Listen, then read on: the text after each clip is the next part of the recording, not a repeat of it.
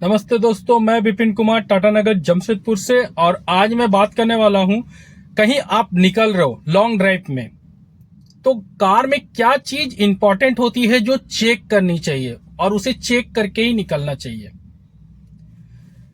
तो मैं बताता हूं कि क्या चीज आप ऐसा चेक करोगे जो आपको प्रॉब्लम नहीं होगी, कहीं भी रास्ते में आप नहीं फंसोगे।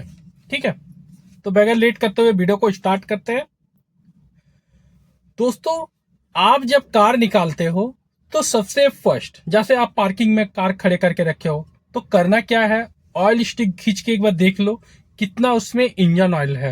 अगर इंजन ऑयल कम है, ऑयल स्टिक जैसे खींचोगे ना भाई, उसमें जो स्टिक है उसमें मैक्सिमम मिनिमम कार में स्टिक में लिखी हुई रहती है। किसी में होता है क्या कि दो पॉइंट बनी हुई रहती है।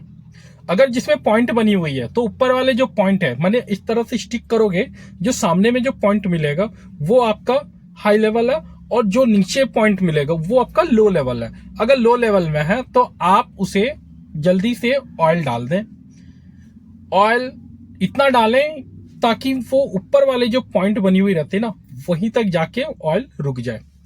ऐसा नहीं कि ऊपर तक डाल दोगे, ऊपर तक डालोगे तो प्रॉब्लम होगी। प्रॉब्लम क्या होगी ये भी बता देता हूं।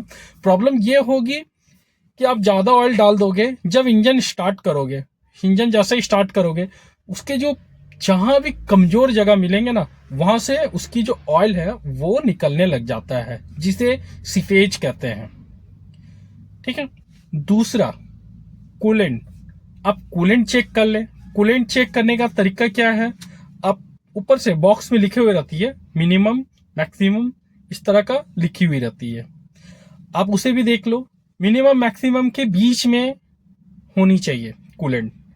अगर कूलेंट ऊपर है, थोड़ा ऊपर है चलेगा, लेकिन उससे ज्यादा ऊपर है तो ये प्रॉब्लम है।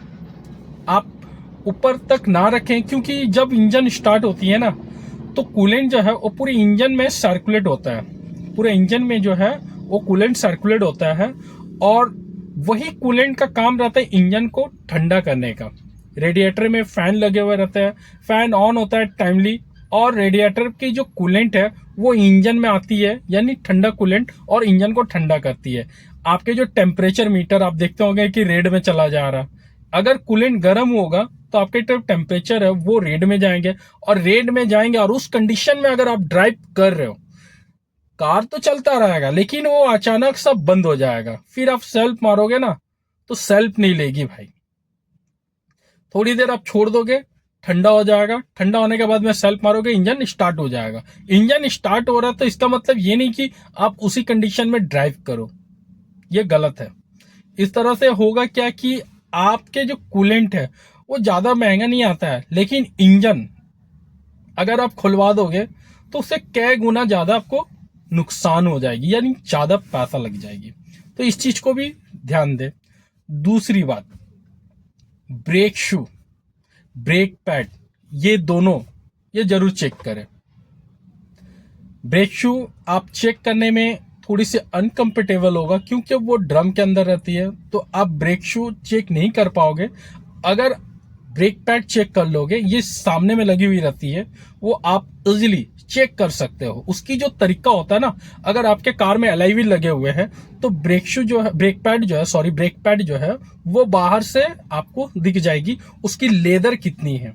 अगर वो पतली हो गई है, एकदम पतला हो गया है, तो आप उसे रिप्लेस करवाएं तभी निकले। और वो पतला कब होता है ये भी मैं बता देता हूं।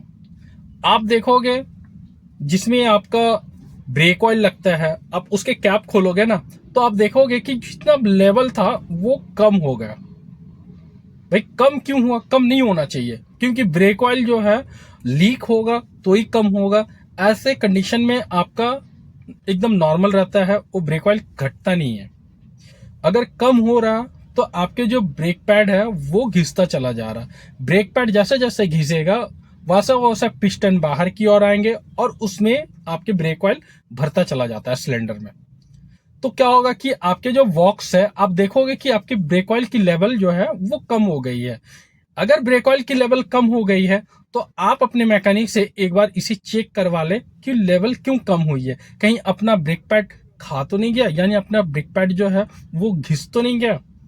अगर ब्रेक पैड टाइमली नहीं रिप्लेस करवाओगे तो उसमें आपकी बहुत सारी नुकसान होगी भाई। सबसे फर्स्ट आपकी नुकसान होगी, आपके जो ब्रेक ड्रम है यानी सॉरी ब्रेक डिस्क है वो डैमेज कर देगी। ब्रेक पैड वो होता है क्या है कि आगे की जो लेदर लगी हुई रहती है ना, वो लेदर धीरे धीरे दबता चला जाता है और वो ही आपको प्रॉब्लम खड़ी करेगी। इसलिए जब भी ऐसा लगे कि आपके ब्रेक ऑयल कम हो रहे तो आप उसे रिप्लेस करवा लें या फिर चेक करवा लें। चेक करवा लोगे तो ज्यादा सही रहेगा। मैं तो बोलूंगा कि अगर ब्रेक ऑयल कम हो रही है तो जरूर कोई मैकेनिक से जाके आप उसे जरूर चेक करवाएं, ताकि आपको ये समझ में आ जाए कि आपके जो ब्रेक पैड का कंडीशन कितना ज्यादा है।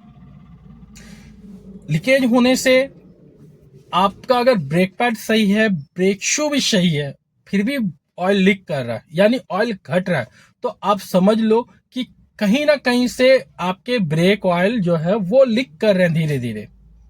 आप हो सकता है कि मास्टर सिलेंडर के अंदर से लीक कर रहा हो धीरे धीरे, हमें समझ में नहीं आता है। ये मैकेनिक ठीक बताएंगे कि कितना ज्यादा आपका जो है ब्रेक ऑयल कहाँ जा रहा है।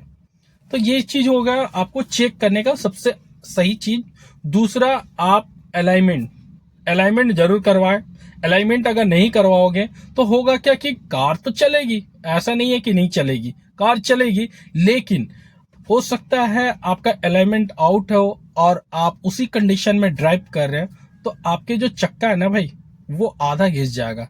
तो क्यों, अलाइनमेंट में ज्यादा पैसा नहीं लगता है, 100 हमारे यहाँ पे 250 रुपया लगता है, आपके वहां कितना लगता है ये मुझे नहीं पता। तो बस आप एक बार अलाइनमेंट चेक करवा लें। अलाइनमेंट 250 से 300 रुपए का अंदर में अलाइनमेंट चेक हो जाते हैं। उसके चक्कर में आप 5,000 रुपया क्यों लगाओगे? क्योंकि होगा क्या कि अलाइनमेंट आउट रहेगा, उसी कंडीशन में अगर आप ड्राइव करोगे तो आपके जो चक्का है ना भाई वो पूरी तरह से खा जाएगी। तो ये नुकसान है ना, तो ऐसा नहीं करना है। दूसरी बात, जो आप अपने से जो चेक कर सकते हो ये चीज इंपॉर्टेंट है। अगर आप कहीं जा रहे हो और आपको कार को चेक करवाना है या करना है तो ये सारे चीज को आपको चेक कर लेना चाहिए।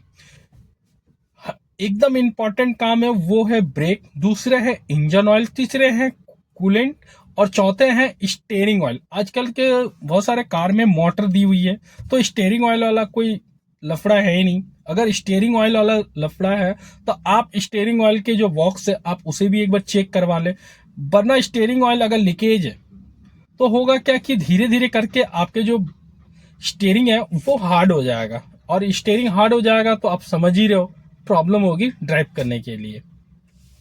ये सारे चीज आप करवा के अगर कहीं भी जाते हो तो आप एकदम टेंशन लेने का नहीं है, बिंदास होके जाने का है और बिंदास होके आने का है। मैं तो ये बताऊंगा कि कहीं कोई प्रॉब्लम नहीं करेगी। अब कितनों भी जा रहे हो कोई प्रॉब्लम नहीं है। 5,000 किलोमीटर, सॉरी 5,000 बोल रहे हो, 500 किलोमीटर अगर आप ड्राइव कर रहे हो तो रेगुलर तो करोगे नहीं, कहीं ना कहीं तो आप रोकोगे।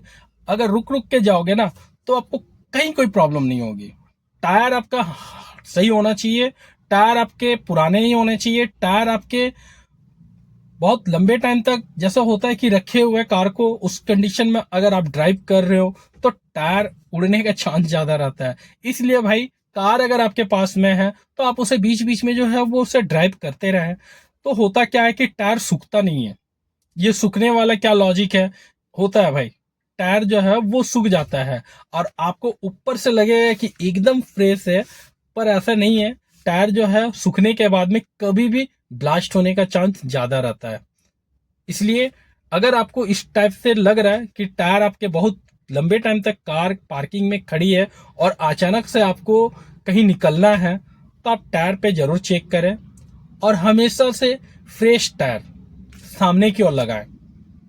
सामने की ओर लगाओगे अगर उड़ेगा, मान लो अगर आपका टायर उड़ जाता है तो आपके कार कितने स्पीड में चल रहे हैं ये आपको समझ में नहीं आएगा, और मौसम के ऊपर भी डिपेंड करता है। अगर गर्मी का मौसम है तो टायर ज्यादा जल्दी ब्लास्ट होने की चांस रहती है। इसलिए फ्रेश टायर हमेशा सामने की ओर लगाएं। फ्रेश टायर सामने की ओर लगाओगे तो आपके जो स्टीयरिंग है ना भाई वो आपके हाथ में रहेगी और कोई भी प्रॉब्लम नहीं होगी। पीछे में पुराने टायर आप लगा सकते हो, अगर ब्लास्ट हो जाए या फिर टायर पंचर हो जाए तो आप कंट्रोल कर सकते हो, लेकिन सामने में अगर टायर ब्लास्ट हो जाए या पंचर हो जाए चलते चलते तो आप कंट्रोल खो दोगे। हमारी ये छोटी जानकारी आप सबको कैसे लगी कमेंट करके जरूर बताएं।